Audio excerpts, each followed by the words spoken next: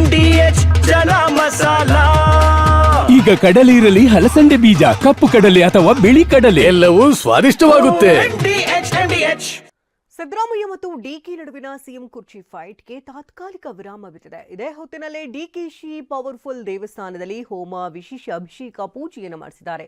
ಆ ಮೂಲಕ ಇಷ್ಟಾರ್ಥ ಸಿದ್ಧಿಗಾಗಿ ಪ್ರಾರ್ಥನೆ ಸಲ್ಲಿಸಿದ್ದಾರೆ.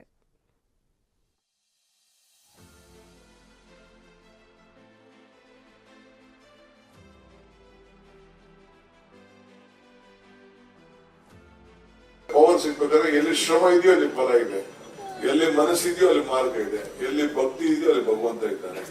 ಎಲ್ಲಿ ಶ್ರಮ ಇದೆಯೋ ಅಲ್ಲಿ ಫಲವಿದೆ, ಎಲ್ಲಿ ಭಕ್ತಿ ಇದೆಯೋ ಅಲ್ಲಿ ಭಗವಂತ ಇದ್ದಾನೆ.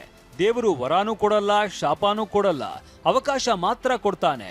ಇದು ಡಿಸಿಎಂ ಡಿಕೆಶಿ ಪದೇ ಪದೇ ಹೇಳುವ ಡೈಲಾಗ್. ನಿನ್ನೆಯಷ್ಟೇ ಸಿಎಂ ಸಿದ್ದರಾಮಯ್ಯ ಜೊತೆ ಬ್ರೇಕ್ಫಾಸ್ಟ್ ಮೀಟಿಂಗ್ ಮಾಡಿದ್ದ ಡಿಕೆಶಿ, ನಮ್ಮಲ್ಲಿ ಯಾವುದೇ ಗೊಂದಲ ಇಲ್ಲ, ಗುಂಪುಗಾರಿಕೆ ಇಲ್ಲ, ಹೈಕಮಾಂಡ್ ಹೇಳಿದಂತೆ ಕೇಳೋದಕ್ಕೆ ನಾವು ನಿರ್ಧರಿಸಿದ್ದೇವೆ ಅಂತ ಒಗ್ಗಟ್ಟಿನ ಮಂತ್ರ ಜಪಿಸಿದ್ದಾರೆ.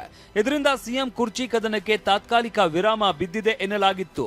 ಇದಾದ ಕೆಲವೇ ಗಂಟೆಯಲ್ಲಿ ಡಿಕೆಶಿ ಇಷ್ಟಾರ್ಥ ಸಿದ್ಧಿಗಾಗಿ ದೇವರ ಮೊರೆ ಹೋಗಿದ್ದಾರೆ.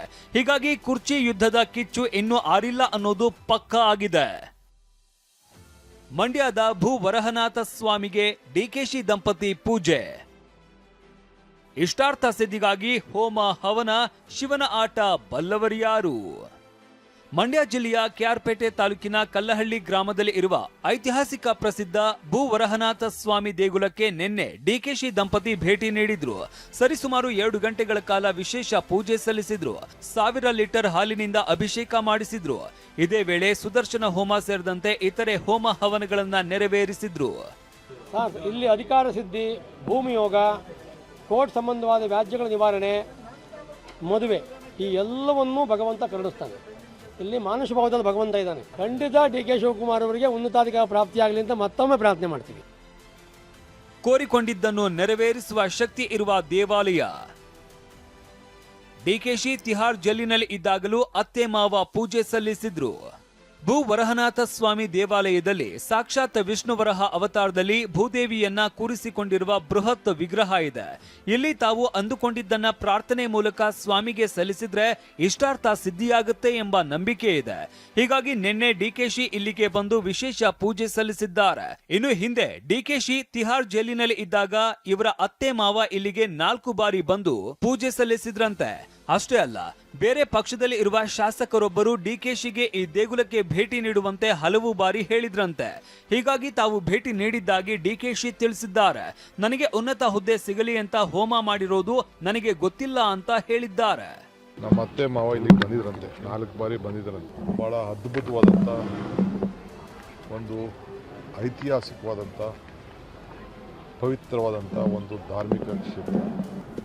ಈ ಭಗವಂತ ನನ್ನನ್ನು ಕರೆಸ್ಕೊಂಡು, ಈ ಭೂತಾಯಿ ಇಬ್ಬರು ಕೂಡ ಕರೆಸ್ಕೊಂಡು ಭಾಳ ಸಂತೋಷದಿಂದ ಇಲ್ಲಿ ಪೂಜೆ ಕೆಲಸ ಕೂಡ ಪ್ರಾರ್ಥನೆ ಮಾಡಿದ್ದನ್ನು ನಾನು ನೋಡಿದ್ದೇನೆ.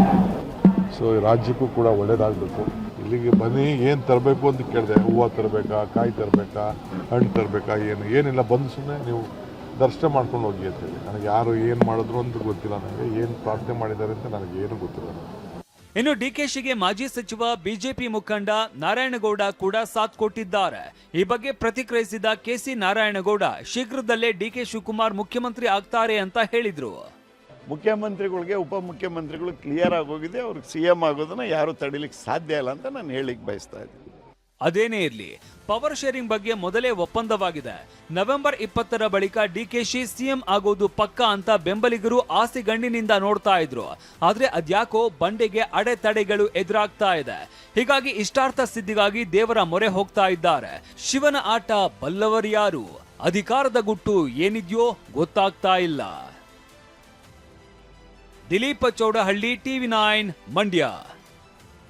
ವಾಹ್, ಯಾಕೆ ಈಗ ಬಂತ ಸ್ವಾದ? ಖಂಡಿತ ಈಗ ಬಂತು ಅಸಲಿ ಸ್ವಾದ. MDH chunky chaat masala life ಅಲ್ಲಿ ಅಸಲಿ ಸ್ವಾದ ತರುತ್ತೆ. ಅಸಲಿ ಮಸಾಲ, ಎಸ್ ಎಸ್ MDH.